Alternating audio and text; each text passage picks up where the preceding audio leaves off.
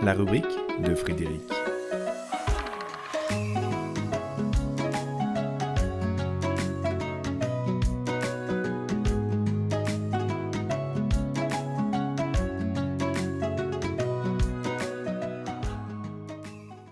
Marcher sans attente.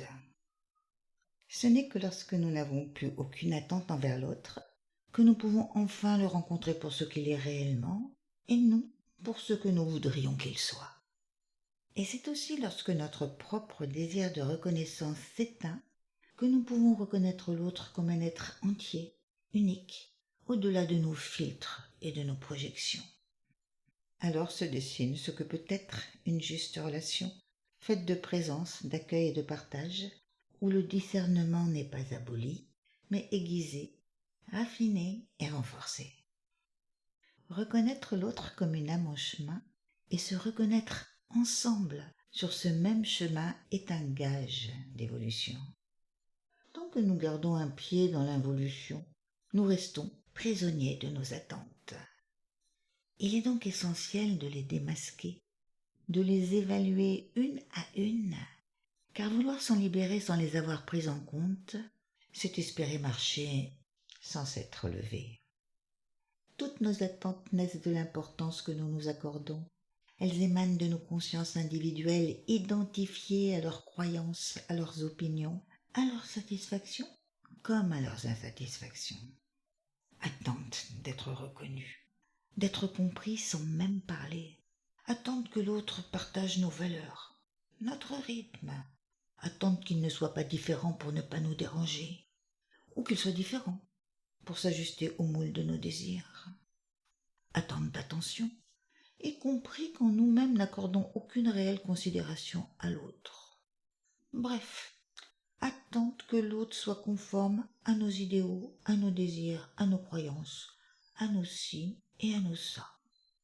Toutes ces attentes, même les plus subtiles, cherchent en l'autre un écho validant nos préconçus, nos préjugés et nos illusions. Les attentes tissent en secret les mailles des filets qui nous emprisonnent. Elles se parent du masque des besoins, des espoirs muets, des jugements critiques envers tout ce qui ne correspond pas à ce qu'elles jugent adéquat. Et c'est là que le bât blesse. Peu à peu, elles dressent des murs entre nous et l'autre. Elles nourrissent l'égoïsme, elles entretiennent les séparatismes, les guerres et les exclusions. Le comprendre engage à s'en affranchir. Mais n'attendons pas que ce soit facile. N'attendons pas non plus que ce soit difficile. Marchons sans attente. Accueillons simplement à chaque instant celles qui surgissent pour les nommer, en faire le tour et les laisser se dissiper. C'est une voie royale pour faire taire les a priori, pour choisir, s'engager et écrire une page nouvelle où la rencontre peut s'inventer, se déployer, délier des attentes qui l'encombraient et la polluaient. Dans cet espace vierge, dépourvu de projection, peut naître une relation plus juste.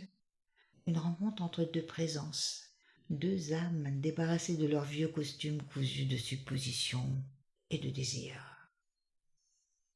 Marcher sans attente, c'est suivre la voie de la reconnaissance. C'est un aller vers l'ensemble. C'est permettre à la lumière d'une rencontre de rayonner et de circuler librement, sans entrave, sur le réseau des champs relationnels. Marchons sans attente.